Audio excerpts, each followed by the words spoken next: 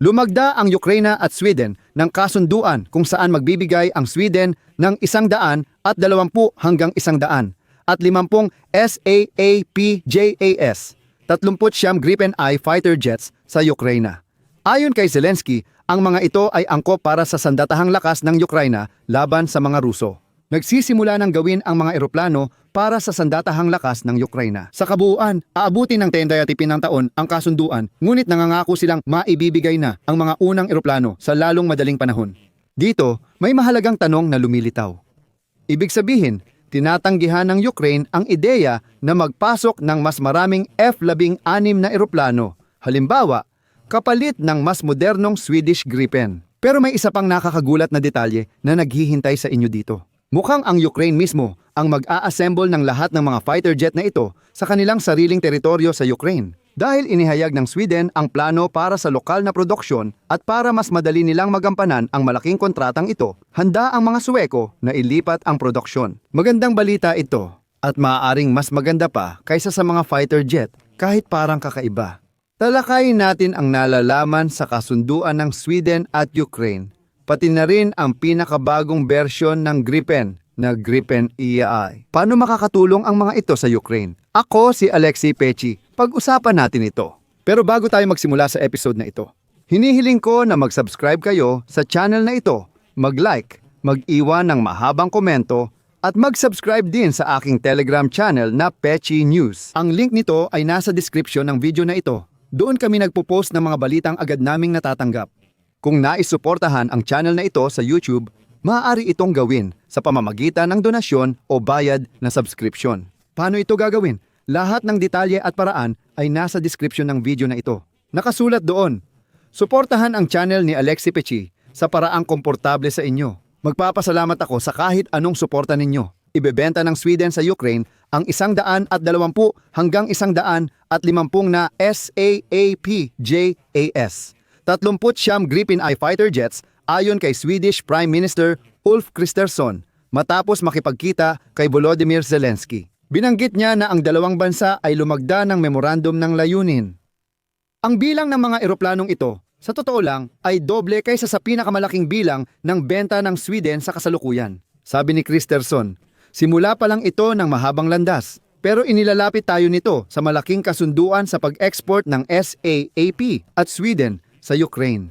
Sa ngayon, posibleng ibenta ng Sweden ang mahigit 10 Gripen C at D-jets. Nagbibigay ito ng malaking oportunidad para sa hinaharap na Air Force ng Ukraine, pati na rin sa Sweden at depensa nito. Gusto ko ring banggitin na ngayong Oktubre 22, dumating si Pangulong Volodymyr Zelensky ng Ukraine sa Linköping Airport at sinalubong siya ni Punong Ministro Ulf Kristersson ng Sweden. At naganap ang kanilang pagkikita sa opisina ng kumpanyang SAAB sa lungsod na ito.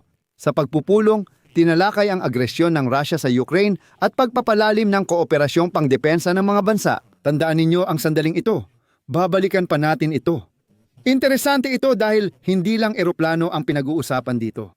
At binigyang diin naman ni Zelensky na ang mga Swedish na fighter jet na Gripen ay prioridad para sa Ukrainian Air Force. Pwedeng magsimula ang delivery ng eroplano next year.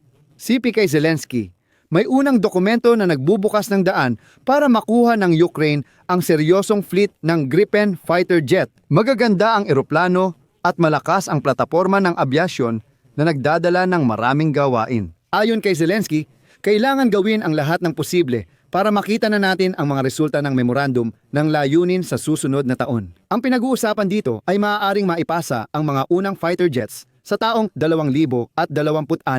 Pero pasensya na, dito agad akong magpapalamig ng mga mainit ang ulo. Sa susunod na taon, luma lang na Gripen ang maipapadala. Pero hindi ibig sabihin sobrang tanda na ng mga iyon. Hindi, mas lumang version lang. At ang mga eroplano ng pinakabagong version, makukuha ng Ukraine sa susunod pa. Sabi ni Punong Ministro Ulf Kristersson, makakakuha ang Ukraine ng unang Gripen E fighter jet mula Sweden sa loob ng 3 taon. Sinabi niyang makakakuha ang Ukraine ng bagong henerasyon na kamakailan lang ipinakilala sa Sweden. Sisimulan pa lang ang pagpapalawak ng produksyon ng mga eroplanong ito at narito ang pahayag ni Kristersson. Kaya pinag-uusapan natin ang 3 taon. Iyon ang panahon kung kailan tayo makakapagsimula ng mga supply.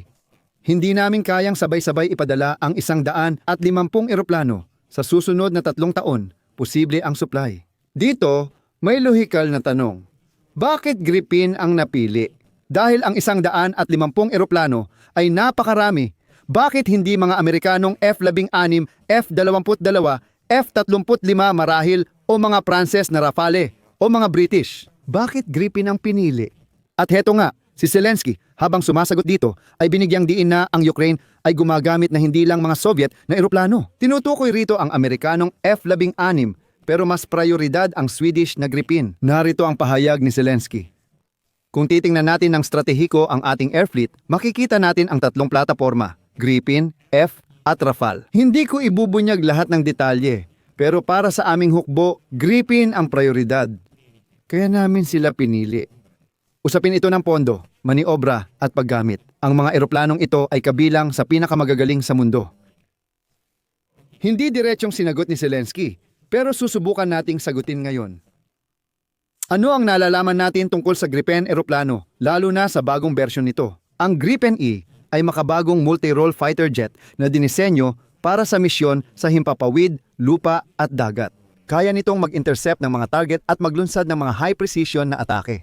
Inanunsyo ng SAAP ang pangunahing prioridad para sa Ukraine. Ito ang pananaw ko.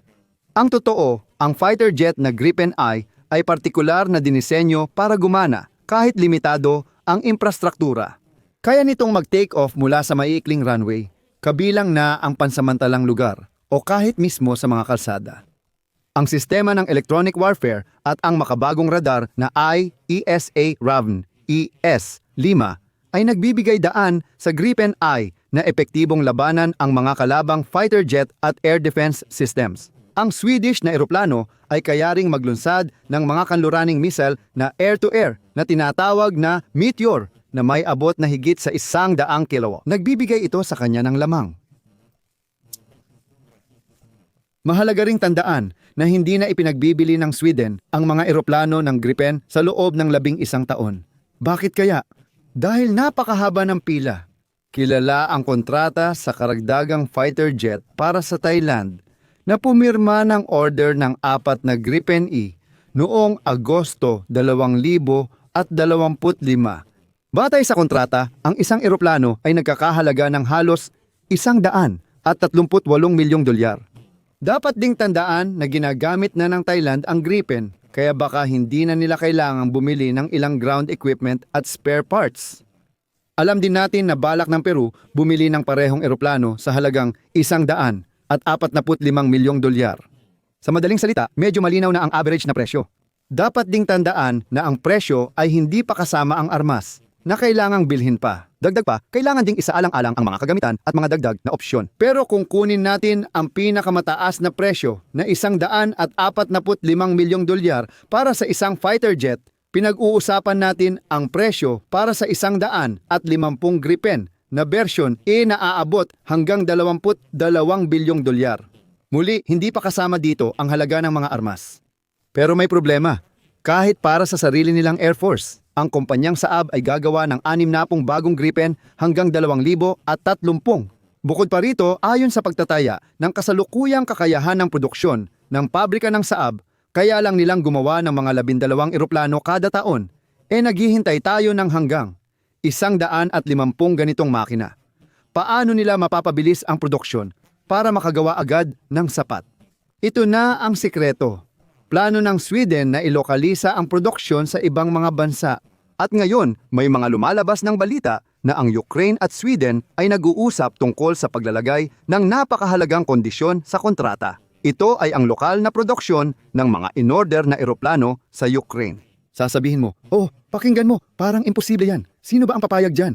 At sasabihin ko na meron ng halimbawa ng ganitong klase ng kooperasyon. Ibig sabihin, nagkaroon na ng mga ganitong kontrata at maaari nating makuha ang kontratang ito. Ano ang ibig sabihin nito? Ang totoo, ilang taon na mula nang umorder ang India ng 114 Gripen aircraft mula sa Saab ng Sweden, kung saan 76 ay gagawin sa India ayon sa kontrata. Bukod sa paggawa, dapat ring magtayo ng siyentipiko at industrial na sentro para sa modernisasyon ng mga fighter jet. Kalaunan, nag-invest at tumingin ang India sa Russian Su-57 at French Rafale. Kaya naman, nanatiling bukas ang kontratang pakete para sa India at ngayon, madali nating malampasan ito gamit ang ating alok. Lalo na't mismong Sweden ang nagsabi na kritikal silang interesado na ilipat ang produksyon. Dahil sa loob ng kanilang bansa ay hindi na nila kayang tapusin ang mga order sa oras. Kaya naman talagang kapaki-pakinabang ito para sa kanila. At dito, hindi ko kayo sinabihan ng walang dahilan na tandaan ang isang parirala kanina. Noong sinabi ni Zelensky na nagkasundo kami tungkol sa kooperasyon sa Defense Industrial Complex. Ibig sabihin, hindi lang basta sa pagbili ng mga eroplano, kundi sa mismong kooperasyon. Dito ako maglalagay ng tutuldok. Ilagay ang opinyon at komento sa ibaba. Mag-subscribe, pindutin ang kampanilya at huwag kalimutang mag-like.